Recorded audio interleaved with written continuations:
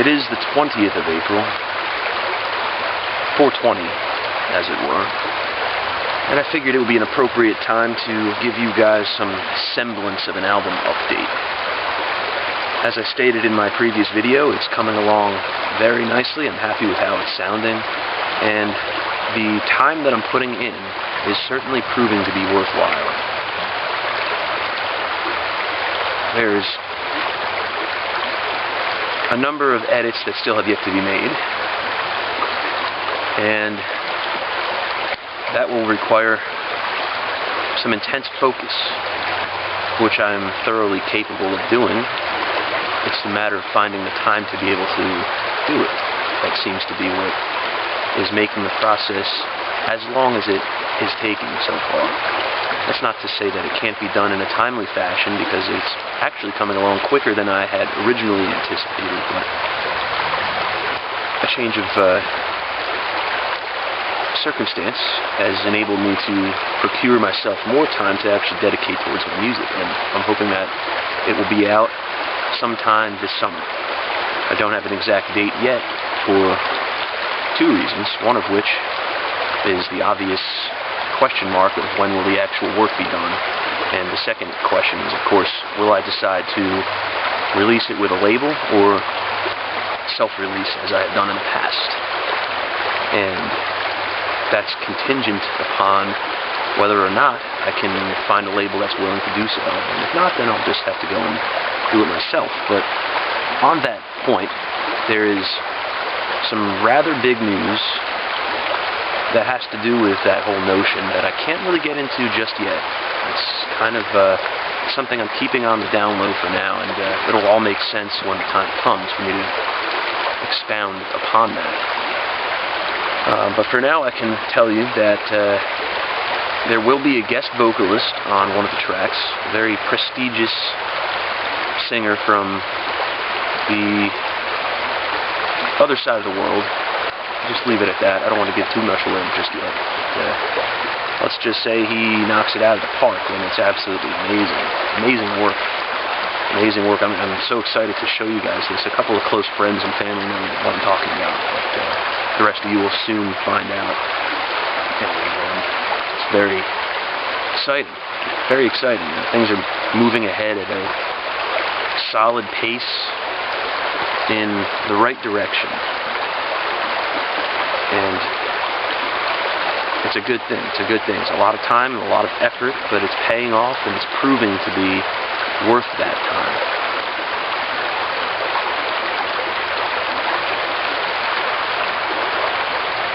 Right now, I happen to be focusing on one of the, at least to me, most difficult aspects of production.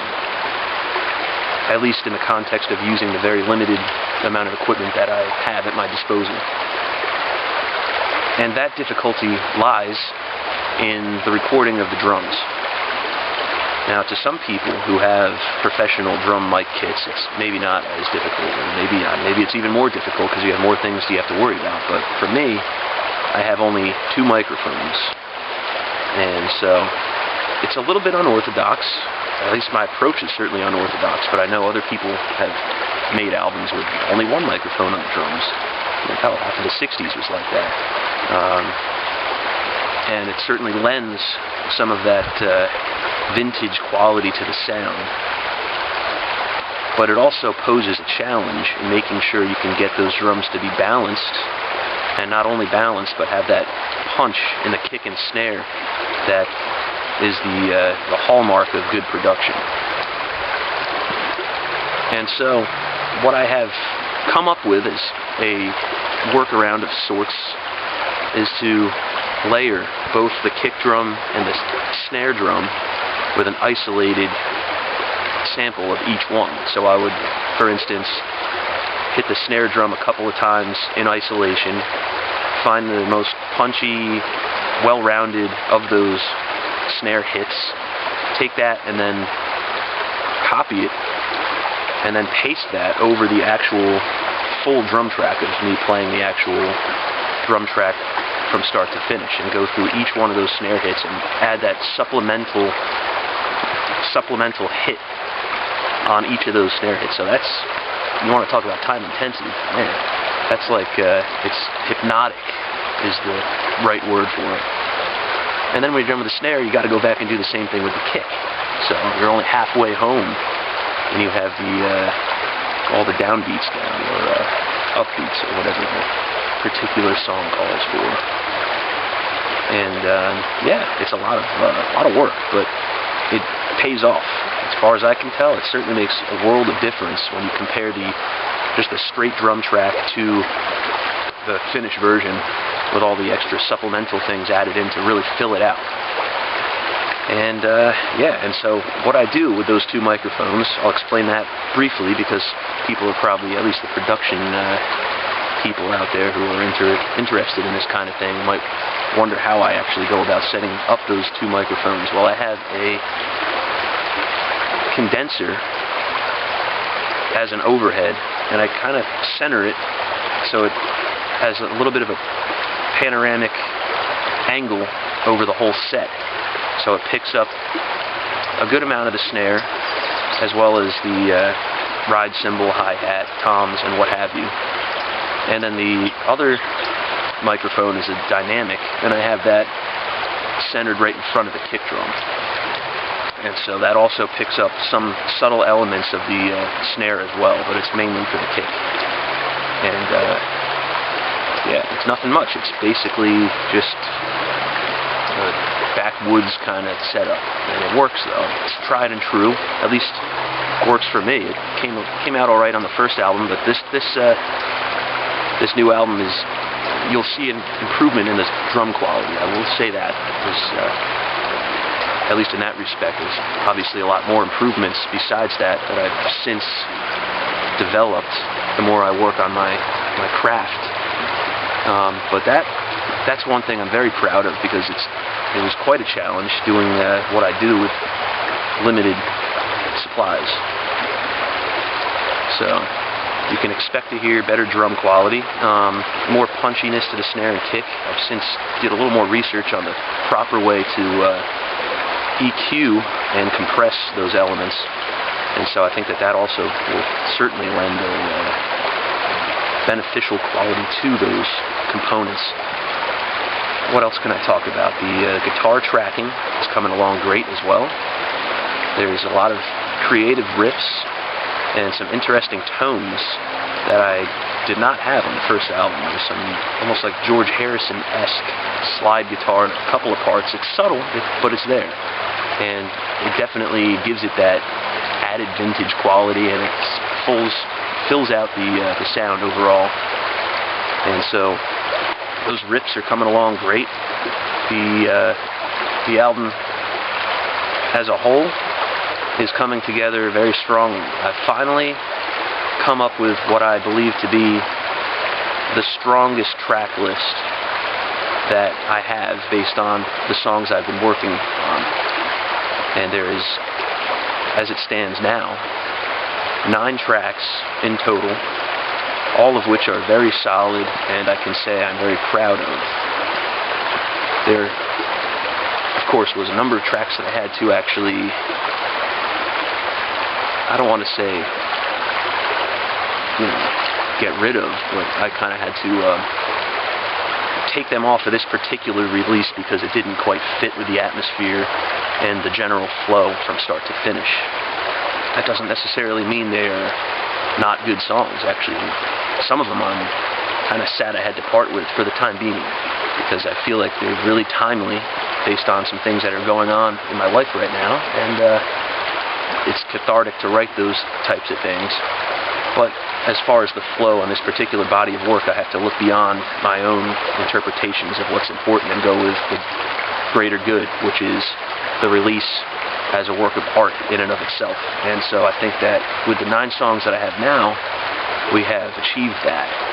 And it's still in formation, it's still coming together, but most of it, in the grand scheme of things, is where I need it to be now. And that actually, aside from the production elements involved in the whole planning and recording, but that aspect of coming up with the proper track list was quite a challenge as well. And it wasn't until probably about 8 o'clock last night when I finally came to the conclusion that I'm going to take out one last song that just doesn't quite fit, maybe release it separately or do an EP with it or something, maybe in the next album down the line.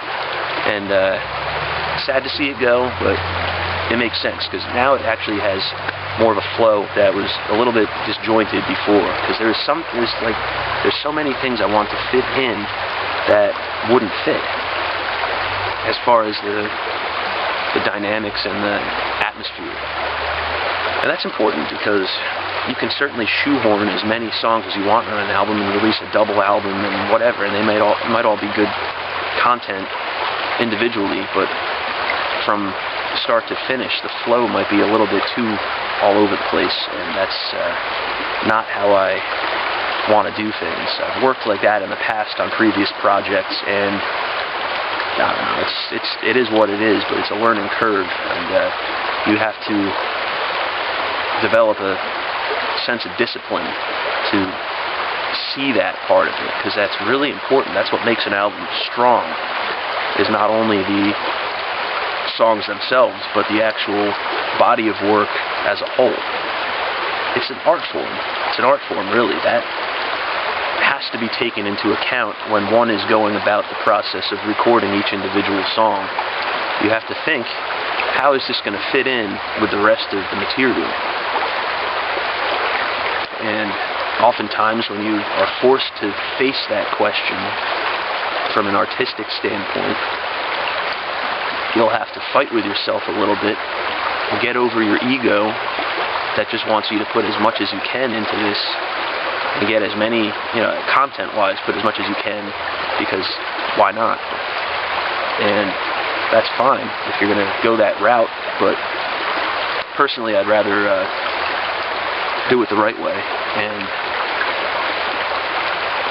take the material that doesn't fit and use that for something else down the line. So I can tell you that there's quite a bit of content that has yet to be released aside from this album, so you can expect many more to come after this one, that's for sure. Maybe some EPs, maybe some giveaway songs, whatever, some free stuff. I have actually a number of covers too that I've been thinking of doing as well going forward. And again, that's still just thoughts right now. And some actually I have started, believe it or not. I started recording a cover of Time of the Season by the Zombies. And yeah, it's pretty cool. It's interesting. It's different. It's a lot different than the original version. And I don't know, it still has a lot of work to go, but I'm not focusing on that right now because that's going to be something I'll do later on when timing is appropriate for such a thing. And I have another cover actually in the works. It's a song by the Velvet Underground called I'll Be Your Mirror. It's a little bit of a different take on that. Faster tempo, slightly different instrumentation and arrangement. I'm equally as happy with how that's coming along too, so perhaps in the near future you might see that one out there as well. No timetable on these are just things I'm doing more for fun than anything else, because I like the songs and they're just cool. And sometimes you hear a song that you're really familiar with, or even not so familiar with, and you get these ideas for what you might do with them, what direction you might take them in if you were one of the guys in the band at the time. And I mean, I guess maybe that same thought process goes through any musician who does a cover, but at least that's how it is for me.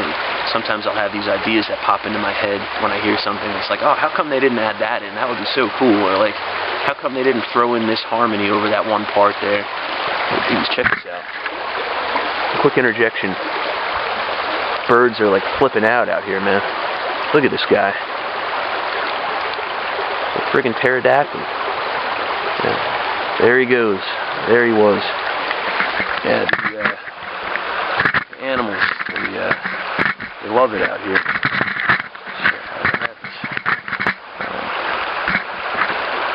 Yeah, so a little bit of nature for you. Good day for nature. What day is not a good day for nature, right?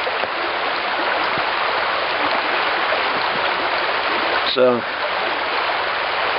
we've got 9 songs, very solid. I'm happy with how they're coming out, and there's a big surprise coming. It has to do with the people involved in the creation of this album, and one song in particular that features a very prestigious vocalist. I won't name any names just yet, but I can assure you that it's definitely a highlight, to say the least. So I'm very excited to share all that with you as well when the time comes. And for now, I'll get back into the studio and try to crank these tracks out as quickly and as efficiently as possible, and then see where we go from there. Until next time, guys, have a good one.